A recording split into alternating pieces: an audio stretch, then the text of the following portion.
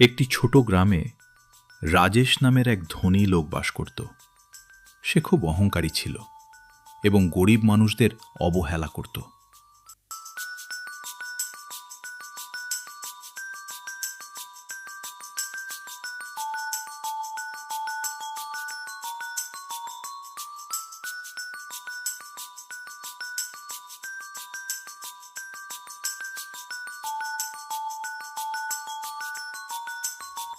একদিন গোপাল তার অসুস্থ মেয়ের জন্য সাহায্য চাইতে এলো।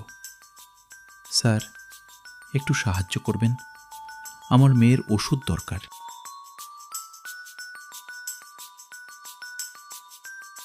কিন্তু রাজেশ রেগে গিয়ে বলল, দূর হও, কাজ করো, ভিক্ষা চাও না। গোপালের মেয়ে মিতা খুব অসুস্থ হয়ে পড়েছিল। বাবা, আমি কি ভালো হয়ে যাব? গোপাল চোখে পানি নিয়ে বলল, হ্যাঁ মা, তুমি ঠিক হয়ে যাবে। ঠিক তখনই এক দয়ালু দোকানদার এগিয়ে এলো। এই না ওষুধ, পরে টাকা দিও। গোপাল বলল, আপনি সত্যিই একজন ভালো মানুষ। কয়েকদিন পর রাজেশ বড় দুর্ঘটনার শিকার হল।